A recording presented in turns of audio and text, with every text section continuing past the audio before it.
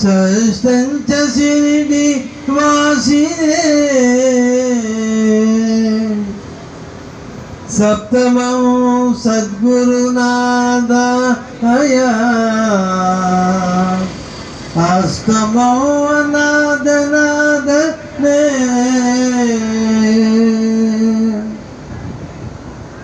నవమో నిరాడంబాయ దశమో దత్తావతార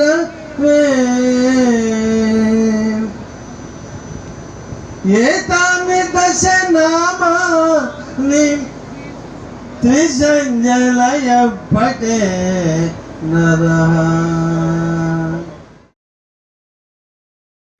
ओम श्री साईनाथ महाराज की जय, गुरु रामरतन जी महाराज की जय, माता जी की जय. ఇది మచిలీపట్నం దగ్గరలో ఉన్న గూడూరులో గురుదత్త క్షేత్రంలో నెలకొని ఉన్న వరాల సాయి మందిర ప్రాంగణంలో ఉన్నాము. ఇది సుమారు 4 ఎకరాల్లోని ఆధ్యాత్మిక క్షేత్రము. దీని వ్యవస్థాపకులు గురు రామరతన్ జీ మహారాజ్. పూర్వాశ్రమంలో డాక్టర్ గుడ్లవలేటి వెంకటరత్నం కింద ఈయన ప్రఖ్యాత చెందిన వైద్యులు. మచిలీపట్నంలో ప్రాక్టీస్ చేస్తూ ఉండేవాళ్ళు. తర్వాత బాబా గారు సంకల్పంతో ఆయన డాక్టర్ వృత్తిని మాని ఆధ్యాత్మిక మార్గం యందు పయనించడం జరిగింది. ఈయన ఆధ్యాత్మిక మార్గంలో పయనించే సమయంలో, ధ్యానం చేస్తున్న సమయంలో ఒక అంతుపట్టని స్వరం గురువు గారికి వినిపించడం జరిగేది. ఆయనకప్పుడు ఇది ఏ స్వరము ఎవరు అనేది ఆయనకి తెలియకుండా ఉండటం జరిగేది.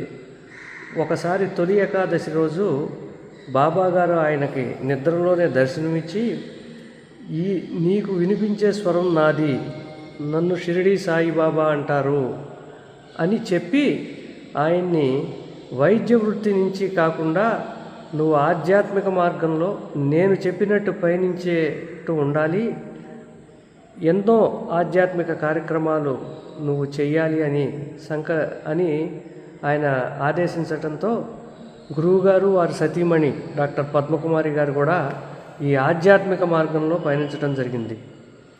గురువుగారు ఆధ్యాత్మిక మార్గంలో పయనించడానికి బాబాగారు 2 ముఖ్య కార్యక్రమాలు నిర్దేశించడం జరిగింది. ఒకటి షిరిడి సాయిబాబా అఖండ జ్యోతి, 2 సాయి అహోరాత్ర మహాయజ్ఞం. అఖండ జ్యోతి అంటే గురువుగారు ప్రతి ఇంటికి వచ్చి ఒక జ్యోతిని ప్రజ్వలన చేస్తారు. ఆ జ్యోతి దగ్గర 49 రోజులు షిరిడి సాయి సచ్చరిత్ర పారాయణం చేయవలసి ఉంటుంది. ఆ సచ్చరిత్ర పారాయణం 7 తగ్గకుండా చేయవలసినట్టు ఉండాలన్నమాట. ఆ పారాయణం చేసేప్పుడు మీకు ఏమన్నా చెడు కర్మల ప్రభావం కానీ, మీకు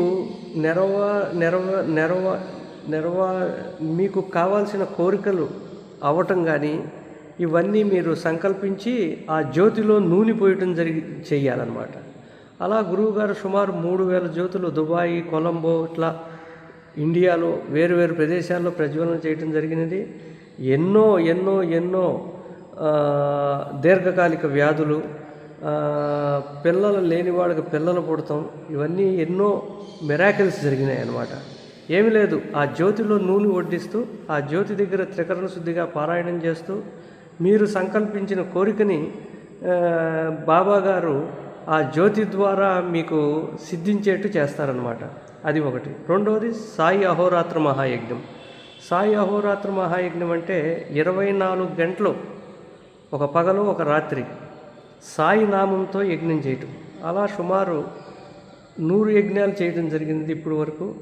దానిలో భాగంగానే గురుదత్త క్షేత్రం గూడూరులో వరాల సాయి మందిరం, శివాలయం, మానసాదేవి గడి, ఈ మధ్య షిరిడి సాయి శతాబ్ది స్తూపం అని ఒక చారిత్రాత్మకమైన కట్టడం జరిగినది.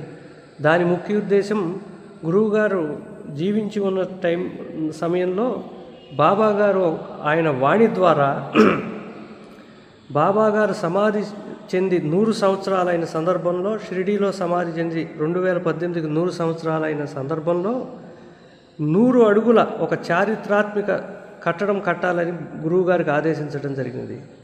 దానికి అనుగుణంగా గురువుగారు ఇప్పుడు మనం నిలిచి ఉన్న స్థలంలోనే ఈ కట్టడం ప్రారంభించాం.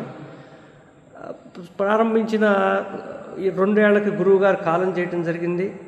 మొన్న ఏప్రిల్ 21 మా గురువుగారి జన్మదినం సందర్భంగా దీన్ని మేము ప్రారంభించడం జరిగింది. దీంట్లో 5 అంతస్తులు ఉంటాయి. 5వ అంతస్తు పంచముఖ బాబా విగ్రహం. ప్రపంచంలోనే ఎక్కడా లేని విధంగా ఈ పంచముఖ బాబా విగ్రహం పెట్టడం జరిగింది. అదే ధ్యాన మందిరం. 4వ అంతస్తులో ఆధ్యాత్మిక లైబ్రరీ, 3వ అంతస్తులో దత్తపీఠాలు, 2వ అంతస్తులోనేమో వేదమూర్తులు. మన హిందూ ధర్మానికి వేదం ఆయుపట్టు కాబట్టి వేదమూర్తులను పెట్టడం జరిగింది. 1వ అంతస్తులో గురువుగారి విగ్రహం పెట్టడం జరిగింది. క్లుప్తంగా ఇవన్నీ మా ట్రస్ట్ యాక్టివిటీసు.